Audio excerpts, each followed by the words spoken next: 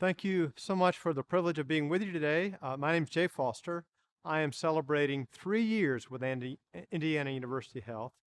For 20 months of this time, we at IU Health, like you, have been working to address the ongoing pandemic. This is hard. However, I have to say what a wonderful community of providers, clergy, congregations, and nonprofits, all of whom are working together to address this. Let me also acknowledge this. We in healthcare have known for a long time how debilitating social isolation, loneliness can be. But with this latest surge, we are seeing it and living it with our patients, our families, ourselves. By way of introduction, let me say that I'm a healthcare chaplain and chaplain educator, and I was invited to IU Health 3 years ago to do a couple things. First, to promote the ministry of our inpatient chaplaincy team across the system, and second, to develop a pilot project working with congregations to address social impediments to health. So here are some of the things I'd like to talk about today, the objectives for this presentation. First, I want to describe the physical and emotional effects of loneliness. And then I want to pivot to a description of how healthcare systems across the country are addressing social determinants of health by partnering with faith communities. Then, third, I'd like to highlight our work addressing social isolation as a social determinant of health. And finally, I'll close with some critical questions we are considering at this point in our process. So first, some definitions. It is, of course, important to define what it is we mean by the broad term spirituality. This definition on the slide is taken from a group of accrediting and certifying bodies for healthcare chaplains. Here we're saying very simply that spirituality is the human need, the very powerful drive we all have to make sense of life, our purpose, our place, our connections with and for one another. And here's the thing, when you're ill and in hospital, or when your loved one is facing a grim prognosis, the chances are that your sense of meaning and purpose is compromised. This is where healthcare chaplains come in. This is where congregations can join in that work, we think. So in 2019, long before the pandemic, our spiritual care department made plans to come up with a program to partner with faith communities to address social isolation and loneliness. Of all the social determinants of health where we could focus our attention, transportation or food insecurity or housing, we chose loneliness as our focus for two reasons. First, we chaplains know something about walking with people at dark times of their life, in times of despair. Second, congregations know a lot about caring for the sick and the shut-in. On this slide, notice the distinction between loneliness and social isolation. You can be isolated from social relationships and activities, but not be lonely. Or you can experience a deep and pervading sense of loneliness in a whole crowd of people. Or, of course, you can be both isolated and lonely at the same time. We've all heard Dr. Vivek Murthy's name in the press recently. He is now having a second term as Surgeon General. In his first term, he wrote a book, Together, the Healing Power of Connection in a Sometimes Lonely World, and made loneliness the focus of his administration's work because he made the case, Dr. Murthy, that loneliness is itself a public health crisis. With COVID, we're getting a crash course in this lesson, and we're learning how interconnected these public health crises are. Social isolation complicates loneliness. Loneliness intersects with mental health crises or substance abuse disorder. All of these problems are interwoven with, complicated by economic and food insecurity, precarious housing. Pull at any thread of the spider web, it all shakes. Dr. Murthy's work picks up and amplifies earlier research. Some studies made clear that loneliness is like all emotional states. It's rooted in our biology. How so? Well, loneliness works as a trigger. hardwired into our nervous system to warn us when we are in danger of being isolated and alone. Why? Well, being cut off from relationships is like being cut off from food or water. Think about it. We as a species did not get where we are on our good looks or our physical prowess. We as a species have survived and thrived by our capacity to work together. When that capacity is threatened, we are threatened. So Dr. Murty points to the data. Now, this is a really busy slide, but let me highlight just a couple points. Prolonged isolation is like smoking almost a pack of cigarettes a day. For those in good health, and I think this is kind of an amazing data point, for those in good health, almost 1 out of 4 of us identify as lonely. But look what happens for those who are in poor health. 67% describe themselves as lonely. That's just a huge percentage of the folk who walk in one of the many doors of our health systems every day. That's just a lot of people who sit in the pews of our congregations. Not surprisingly, the data reveals the comorbid, that's a medical term obviously, but the comorbid relatedness of social isolation and loneliness with physical illness, emotional needs, or mental illness, as well as social and cultural factors. This is kind of apparent to us from our work in ministry, our work in the community.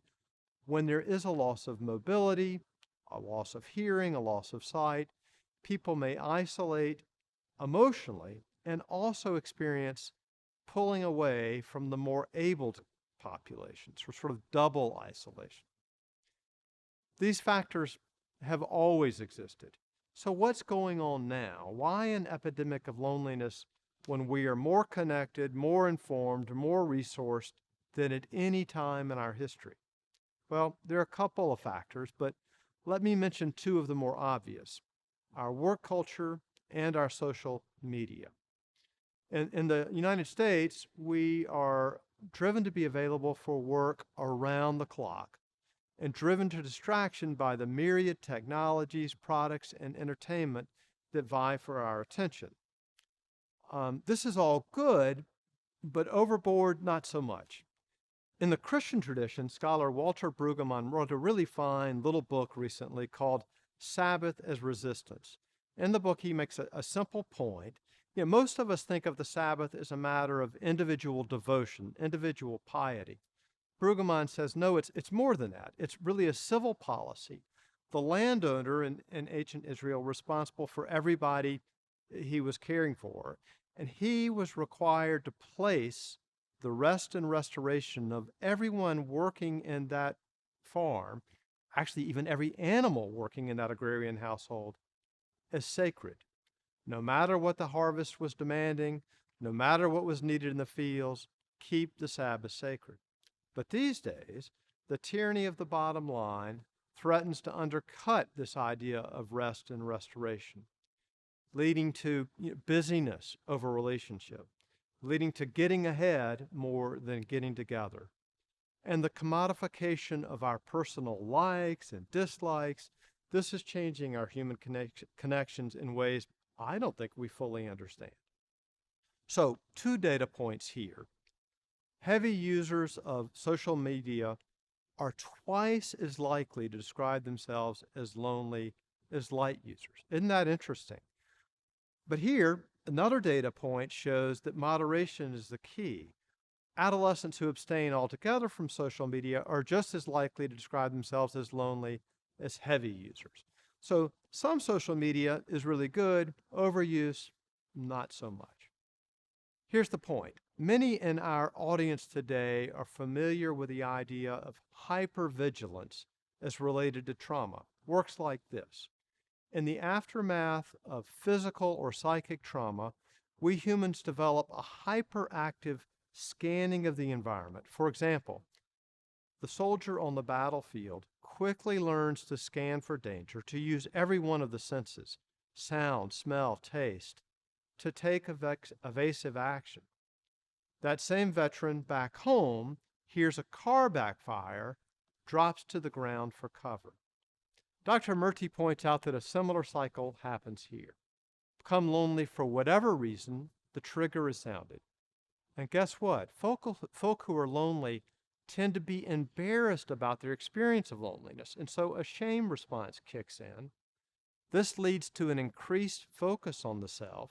We worry, we fret, we second guess ourselves, which leads to isolating behaviors, and the cycle repeats. So that's a little bit about social isolation and loneliness.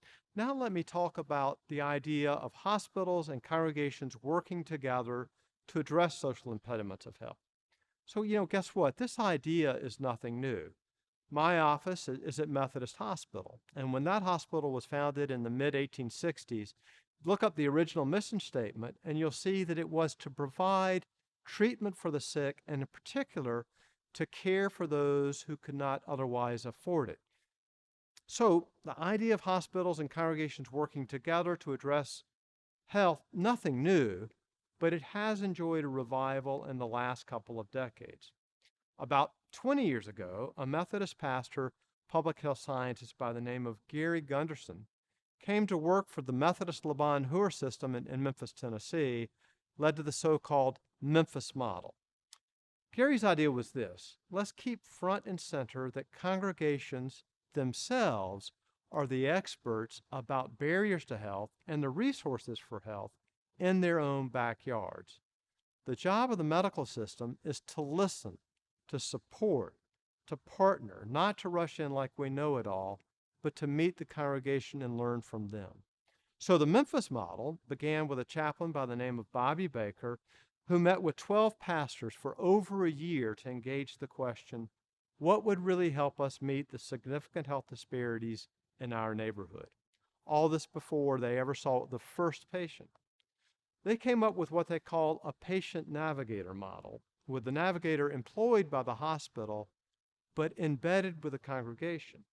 Each navigator has 20 to 30 congregations in their care, and guess what? That network has grown from those 12 pastors to over 600 congregations, and from those few members to over 20,000 members. In this patient navigator novel, a patient comes into the medical center, meets with the navigator, and with that patient's permission, the congregation is involved in making plans to support that patient's specific needs when they're discharged and come back home. And what's really cool about this is that about 25% of the churches agree to see folk who are not their own congregants, but who live down the street and in their own neighborhood. Proactive mercy is smarter and cheaper than reactive charity. Dr. Gunderson can turn a phrase. And looking at the amount of money that is lost when patients get the wrong care at the wrong time, meaning when they get treatment at the emergency room for expensive care that comes too late in the illness, rather than the provision of good primary care over the course of a person's whole life, all of those expensive treatment dollars can be spent more wisely. Here is where my personal story intersects with the Memphis model. I was a chaplain with Wake Forest Baptist Health in Winston-Salem when hospitals do what hospitals do, and recruited Gary to come and build a faith health program in North Carolina. Gary said one simple thing that changed my vision on my day-to-day work as a chaplain. He said this: people don't come to the hospital to get well. They come to the hospital for treatment. They go home to get well.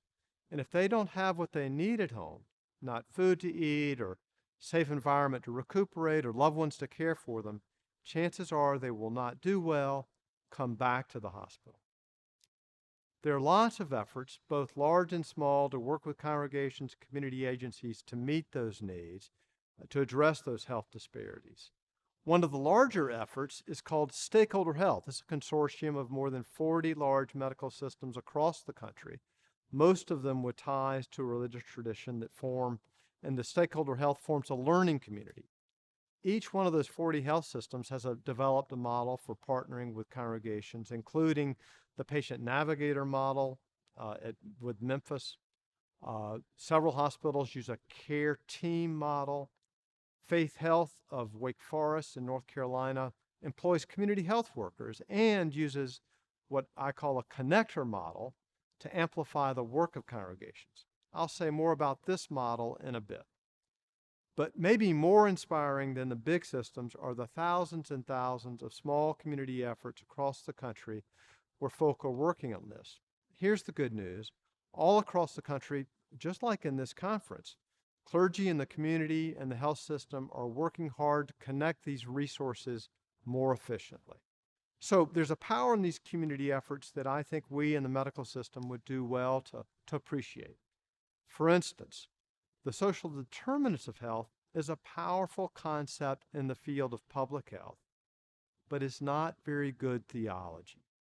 The idea that your zip code determines your outcome as a human, this is to miss the power and the spirit of our human being. My friend Dr. Gunderson grew weary of going to public health seminars on the leading causes of death and pointed out that churches and communities in areas that are hard-pressed by economic reality, these communities have wisdom and strength.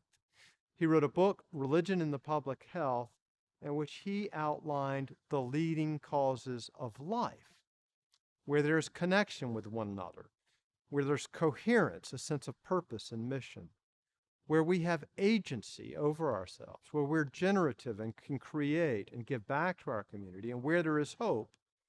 Where there are these 5 leading causes of life, there is a force that leads us to more life and more health. So one of the more important goals of our effort at IU Health is to listen to congregations where we can come along and learn with them to address the leading causes of life.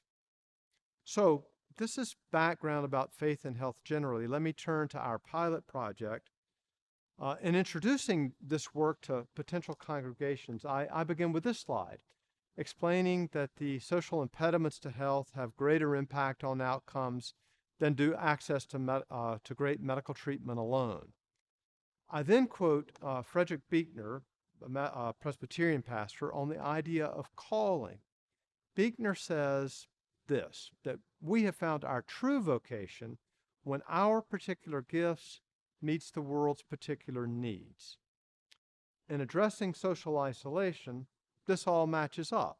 Our gifts as chaplain and their gifts as congregation match up to meet the very human epidemic of loneliness. Here's how the program works. It's really pretty simple. We form partnerships with 8 congregations in Marion County and 2 in Monroe County. Each congregation recruits a small team of 6 volunteers. We call them connectors. The idea is to help persons reconnect with their own spirituality, their own coping skills, and then to help them connect with social networks and community resources. We provide a small grant to the congregation of $1,000 a month. This can go to any program they want, but we suggest that it go to support a lead volunteer or to organize the work. That takes the lead connector, lead volunteer, about 8 hours a week. Either way, the grant supports the congregation to extend their ministry beyond their doors and to their neighbors. Our target population are patients 50 and older with who have a chronic illness, who live in neighborhoods that our hospital has identified as under-resourced. Our chaplain meets with the patient prior to discharge, explains the program, namely that they can meet with a volunteer trained by our hospital staff, and that volunteer will spend an hour with them a week for 6 to 12 weeks and be their companion as they adjust to getting back home. This is the intervention. We believe that the power of human connection in and of itself, the power of mutuality, of care, of love really, that this will make a real difference in the life of the patient. And we know this to be true. If I spend an hour really listening to you and we really and truly connect, I'm going to learn all kinds of things. Maybe there's food insecurity in the house, maybe there's substance use disorder or domestic violence. And the connector knows how to then connect that individual with a community resource or the mental health provider or the recovery program that patient needs. And this, I think, is our secret sauce because we value the relationship more than anything else. We will continue to provide care whether or not that referral takes place. Often enough, it takes any one of us to be ready to raise our hand and say, yes, I want the help that's being offered. And so that connector stays with the person and sustains them while they get across the door to get the help they need. By the way, we have a terrific licensed clinical social worker on our team, Tricia Beringer, who helps to educate connectors about those resources. In fact, can take over if they are presented with a problem that's beyond their scope. She's supported by our program manager, Shadrach Kamwindo, and our administrative coordinator, Sherry Session, and several of our chaplains, Tasha Howard and Rob Brown, round out our team. So, here's the deal. We were all set up to send out our connectors 2 by 2 into the homes of these patients when the pandemic hit. Older volunteers going into the homes of older patients with a chronic illness, not so much. So we changed to telephone and video platforms. And the good news is this. With the pandemic, everyone now really gets it. Social isolation, loneliness, these are real. And congregations get it. They want to reach out to their own parishioners, and they're also a lot more comfortable with this technology and motivated to help their neighbors. So it's working really well. The key to what we offer is training and support. We use a very well-established curriculum called the companionship model out of Seattle, developed by their mental health chaplaincy. It was originally designed to companion those living with homelessness and is well suited to this purpose. The goal of this training is to build a relationship with the individual, to support her or him as they rekindle, rediscover their spirituality, their internal coping skills, and then to encourage them to develop real, deep connections with other networks of care. Now, that might well be the congregation the connector is part of, but it also could be a social club or family connection or another congregation in the area. The training stresses trust, boundaries, listening skills, empathy. Let me emphasize this. These skills are not rocket science. These are not hard theories or skills to understand. It's kind of like playing the piano. It's hard to do. It takes practice, and it takes support. So each group of 6 connectors in the church commits to meet with 1 patient a week, maybe 2 patients a week at most, but then they commit to spend a whole hour a week with one another to have the support, encouragement, and guidance of their team so that together they can learn to care for their neighbors. One of our staff chaplains serves as a content expert for that group, so they can always call on the chaplain for some guidance about how to do that. Let me tell you a couple of brief stories to highlight this. I'll call the first person Rebecca. So our chaplain went to visit Rebecca, and she said, I'd love to be a part of this program. I'm older, and I moved from my home in St. Louis to Indy a couple of years ago to be with my daughter, and my daughter's wonderful, but I have no friends my own age. And one of the connectors from Light of the World congregation here in town developed a great relationship with Rebecca. In fact, I think, truth be told, they're still in touch with each other. And Rebecca became connected with a group of friends her own age. Another story, let me call her Donna. She's a member of one of our family practice clinics. Very well connected with her provider, very well connected with her social worker. But it was her volunteer connector that she built enough trust with to say, you know what, I've run out of money and I've started rationing my own medications. The connector encouraged Donna to call her healthcare provider back. The provider connected her with their clinic's social worker. They figured out how to get her the medication she needed so she didn't need to ration her medications while meeting her monthly budget. Our goal is to support a spiritual journey, a journey built in an ideal that is fundamental to all traditions, all faith groups. Namely, we humans are most healthy when we love our neighbor as we love ourselves. This is an idea that makes no sense whatsoever if we don't first love ourselves, befriend ourselves. Learning to be alone, actually, learning to be comfortable in our own skins is part of the secret to that, to pay attention to our own heart and mind and spirit. This spiritual journey is the antidote to loneliness. And here's the irony. This learning to be by ourselves happens best within the context of healthy, supportive community, healthy, supportive relationships. So our program has grown, in fact. We started with 10 congregations, and now we have 15 that are involved in the program. Each congregation, as I said, has 6 connectors, and each connectors meets as a team 1 hour a week to discuss their needs and opportunities for the companions.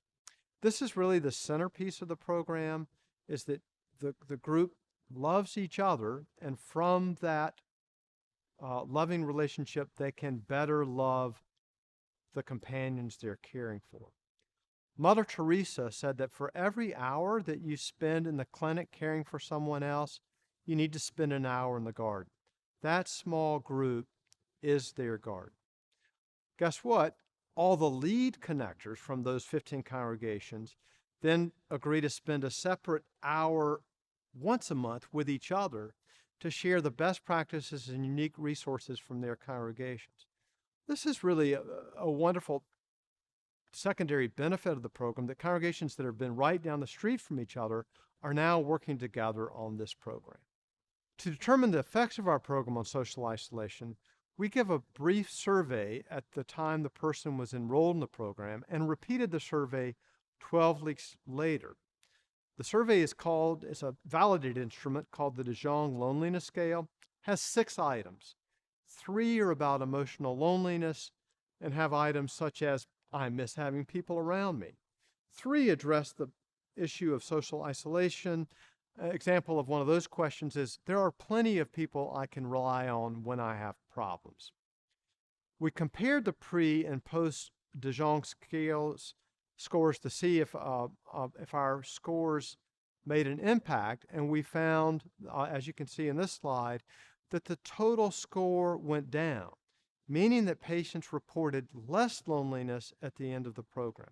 We had a major effect on emotional loneliness with a statistically significant decrease. We were not able to have as much of an effect on social isolation.